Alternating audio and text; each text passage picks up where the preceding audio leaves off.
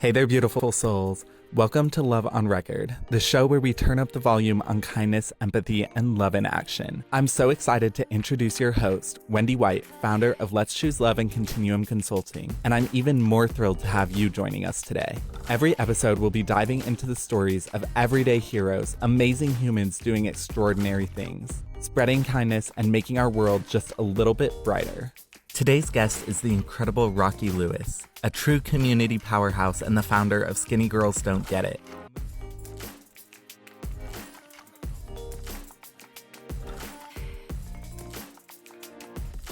Rocky's mission is to empower women of all sizes to embrace their beauty and strength while also offering a safe space to heal and build confidence. In this inspiring episode of Love on Record, Rocky opens up about how she turned personal struggles into a source of power for the young girls she mentors and the mothers she supports. So whether you're on your morning commute, cooking up something delicious, or just taking a break, let's kick back and be inspired to make kindness the soundtrack of our lives. Because after all, love is a choice. And here at Love on Record, we're making it loud and clear. Hello, I'd like to welcome you to Love on Record, and we're really excited today to be able to have Rashyeda Lewis here, who's one of our very first Let's Choose Love grantees, and she goes by Rocky. Rocky just has the best energy and so much passion, and I know it's been 3 years since she got her original grant, and there's so much to learn and so much I'm sure that she's evolved. We're gonna talk about her Skinny Girls Don't Get It project. But before we begin, I'd like to turn it over to you. Rocky, can you just share a little bit about yourself and where you're from and how you started to get interested in extending your love in the world? Absolutely. My name is Rashyeda Lewis. As you stated before, I go by Rocky. One of the reasons why I go by Rocky is the reason why I started my nonprofit. I am from Michigan, West Side Detroit areas. I've been in Detroit and lived in Detroit all of my life. I have ventured out into other areas, just kind of testing the waters, but my heart is here in the city of Detroit. I love it here. Like I said, I've been here for all of my life. I'm married and I have been married for 23 years now. I have 2 children, 1 girl, 1 boy. My husband and I, we just have a heart for young people. We love the young people. I grew up in a neighborhood where it wasn't, the best of resources or circumstances, but the Lord bless. And now when I go into the same neighborhood, I'm known as Auntie Rocky. So thus the Rocky. So I'm like the neighborhood auntie, if you will. The young people, they kind of come around me. I have several nephews. My mother is still living over there, and she's been there for all my life. My mother still lives in the same neighborhood, and now my sisters are there as well with my nephews. And we started out with we have 5 boys, but then the neighborhood has tons of young people who are growing up. So whenever I go over there, it's Auntie Rocky, Auntie Rocky. We go into the store. What's happening? And as I grew up and got a little better understanding of the neighborhood, I started to learn and meet the parents. And I'm learning that a lot of us are going through the same struggles. So they had young girls. I had a young girl, and my daughter, who is now 20, she just celebrated her 20th birthday,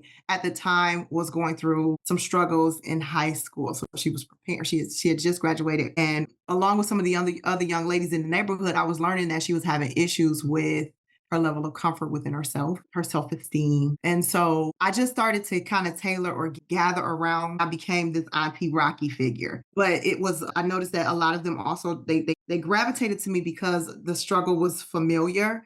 I was also, and still am, a thick girl. Tell me a little bit about the struggle, and I still don't understand how Rocky became your nickname that led to you starting the nonprofit. So maybe we can kind of back up a little bit, and I'd love to hear about that, and then to kind of understand what the nonprofit is, and then maybe kind of share like why that's important to you. Rocky came about me being like the rock of the young girls and that kind of thing. So a sense of stability, if you will. But then it just became Auntie Rocky. So it was just easier to go with Rocky, and now everybody just calls me Rocky. There was also a time when I played basketball, and I picked up that nickname as well from Yeah. that. As far as the struggle, I have always I've always been a thick girl, as I stated before. And when I say thick, I mean, what the world, or medically, what is considered obese, which is a little overweight or whatever. But it's not necessarily because of overeating, and that's where a lot of people get it confused. Some people think that when you're a big girl, you choose to be that way. And that's usually not the case. It boils down to a lot of medical conditions. Mentally, sometimes it's stress, anxiety. Sometimes it's just a medical internal thing that's going on where you just swell, women swell up. They gain weight. And so there are a lot of different things that play into fact when it comes to women be what is labeled as obese. The younger girls are dealing with this. I also didn't realize it was something that I struggled with when I was a young girl. So the challenge of mentally, do they like me? Mentally, do they think I'm the fat girl? Or well, I don't want to sit there because what if I break the chair? Or just you have these different struggles and things that you don't feel like other women are dealing with because you feel like the biggest girl in the room. Not even necessarily that you are, but you just always feel that way. And so having that comforting figure to say, girl, you are beautiful right where you are. The Lord loves you right where you are. And just having that love always coming, I guess, out of me, because that's what the young girls get from me is don't worry about it. And then also having like this boutique element, they look for me to help them with dressing. And so we make it a fun thing, which was how this whole project started. It started with as simple as I don't know what to wear to homecoming. I don't know what I'm going to wear to prom. They don't even make dresses my size. And it's like, wait a minute, come on now. You're beautiful. I kind of want our listeners to hear and understand that so many young women and older women too get this image and this image about themselves. Yeah, could we all lose a few pounds? Yes. But there's all different degrees of that. And I want them to know that they're listening to somebody who, to me, looking at you, you're strong, you're healthy, and you're attractive. And you're also dealing with this challenge. And it was enough for you to be able to go back into your neighborhood, be Auntie Rocky, and to be able to gather these young people around you to help to address that in a big way. It's definitely a state of mind, and when I say I've had this conversation with multiple girls, ladies, women, older women, younger women at different levels, ages, stages, and sizes, where I've had to come back. I'm not saying this is only for the obese women because it's a state of mind. There are girls who are 60 pounds soaking wet and they think in their minds, there is a state of mind where they are just like, I am so big right now. I'm swelling, and we as women, we go through so many changes naturally from our body, different stages in life. Our body goes through changes and it just causes us we just feel big, and so when you carry that, and then it stems from environment as well. When you're not in an environment where you're constantly being told you're beautiful, you're pretty, you are going to be just what God made you to be. You are the head, you're not the tail, you're above, you're not beneath. If you're not hearing these things or you're not in that element, then you take the world for what they say it is. What you're hearing is what you get on social media, what you hear on TV, all these things that say if you're not size 3 or under, you're considered obese, and that's not the case. It's not the truth at all. And I love Skinny Girls Don't Get It. I love that as a title of that project. You saw this, it was obviously something that was up for you, but then you saw it for other young women and girls in your neighborhood. So tell me about how that inspired you and what it is you actually did for your project for Let's Choose Love. Well, initially, the project was meant to be a lot bigger than what it was, and we're actually still working on it. So we started again with just solely focusing on the young girls. And it was a lot because my daughter was at that age where she was really starting to struggle with her weight, with her mindset, her self-esteem, and her state of being, along with some of her friends. I mean, to the point to where she considered not going to prom. And we were like, wait, no. And then the other girls that she were hanging with were having some of the same issues. So we put together a program specifically geared to or tailored to helping them to see their worth, their beauty, their inner, what's really there, build self-esteem, help you to understand. And what ended up happening is we had a yoga experience where we walked it and we talked about health. We talked about healthy things that you could do to not necessarily lose weight, just really to maintain a healthy, balanced lifestyle, because it's not just about losing weight. There are a lot of quick fixes out here now, especially right now. They got all these shots that you can take, pills that you can take, and all these different things that will help you lose weight quickly, but they're quick fixes. And if you don't have the state of mind to stick with it, you'll end up putting the weight right back on or doubling what you lost. Right. So with these young girls, the goal was really to catch them at an age where we could just build and focus on building the confidence right where you are. Because I promise you, people will accept you where you are. And people already think you're beautiful right where you are. But you have to think it and you have to feel it. You have to understand that you are what God says you are. You are just beautiful. You're an angel in the sky. It's you have to know it. And so those were the goals. So what we did was we partnered with a couple of different nonprofits and we took on mentors. And these mentors helped work with some of the young girls. What stemmed from that was several different projects, including the healing time. Because from that, we started to find that it's more than just the young girls who are dealing with this, but it's those parents too. Like, even with my daughter, I was part of the problem, because I walked around with the low self esteem from time to time, feeling like I wasn't cute, changing outfits 16 times. This ain't gonna work. My thighs, my pants are too. I just put these on. You have all these things and you don't realize that you are doing this. So days when I would wake up and just be like, "Oh, not today. I just don't feel cute." And you walk around in this depressing state or you're moping around. And especially when you're married and you're trying to be cute for a husband, that kind of thing. Then my daughter, she saw a lot of this and I learned that through what we were doing. Being able to, because she took on a different mentor, obviously not me. And I learned some of the things that bothered her through her mentor. It was like, whoa, wait a minute. Do I do that? Wait, I do. But so now with healing time, we've taken on the how do you heal Mm. properly? What are those things that really, really get you to the point to where you don't have the esteem? What are the things that, because even with some of the young girls who are dealing with some of the things that they're dealing with, it stemmed from something else.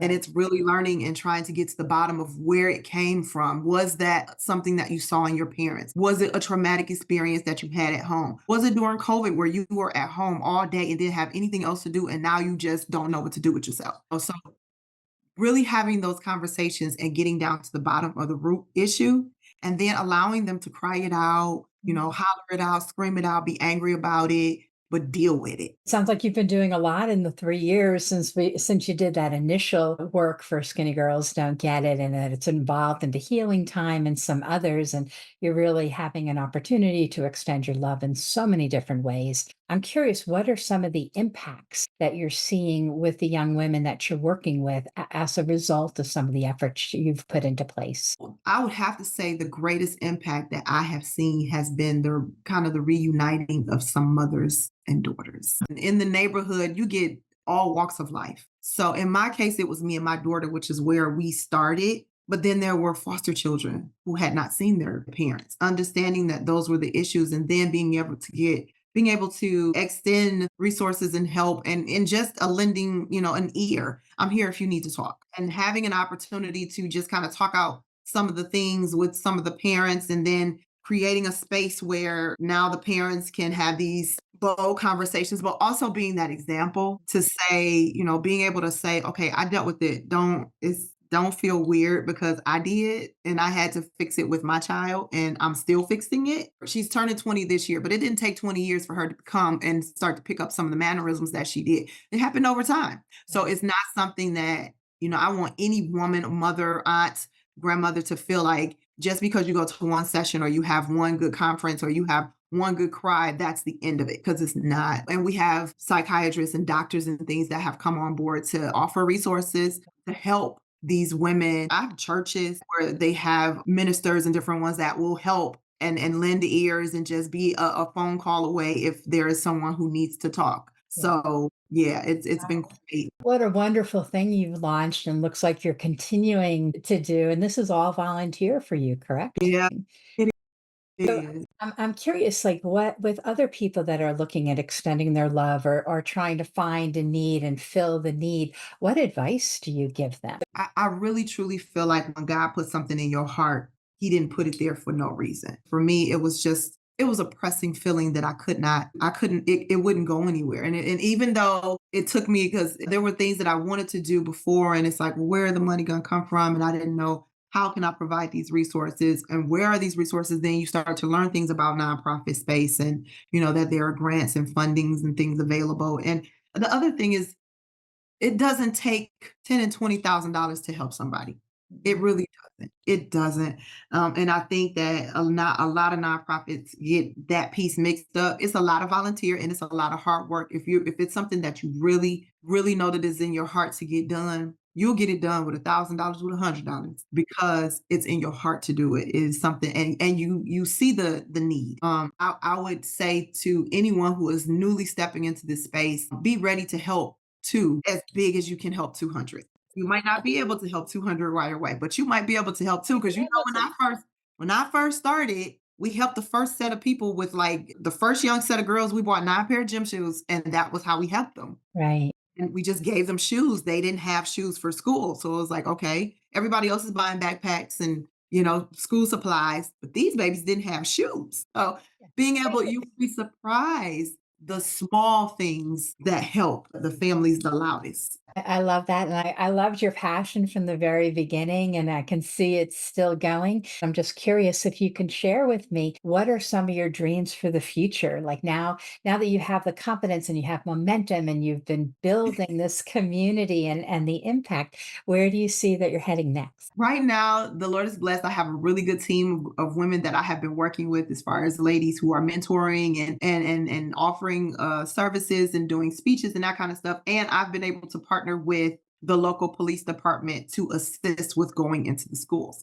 So now our next step is to actually create we're going to work with the school system to create some type of program where we can go into the schools and mentor these young ladies right in their own environment and kind of in the areas where counseling would not be available. But since we have licensed and certified doctors that we actually work with that are volunteering their time, so we're looking to put together a program right in the school. Well, congratulations. I think that's a perfect story of how you started with an idea and a need. You started small with some shoes and some people getting together for the conversation. And Mhm. the more you work in your circle of influence, your influence expands. And now you're working with whole school systems. So who knows what will be next? We'll be looking forward to hearing more. And I am so happy that you spent a little time with us today because it's important to amplify the stories of people doing good in the world. And I think it inspires others to do the same. So thank you so, so much for your time, Rocky. Absolutely. It's always a pleasure speaking with you. Thank you, Miss Wendy.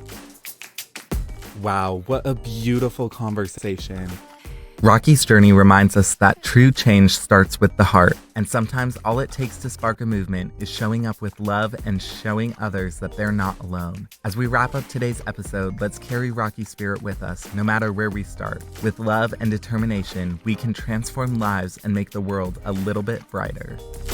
If you're feeling inspired by our conversation, and I know you are, be sure to check out the podcast description for links to connect with us and our guests. Trust me, you'll want to dive deeper. Before you go, reflect on how you can bring more kindness and empathy into your life today. And as always, thank you for being here with us on Love on Record. If this episode spoke to you, share it with someone who could use a little extra light today. Let's grow this movement of love one story at a time. Until next time, stay kind, stay empowered, and keep making love the soundtrack of your life.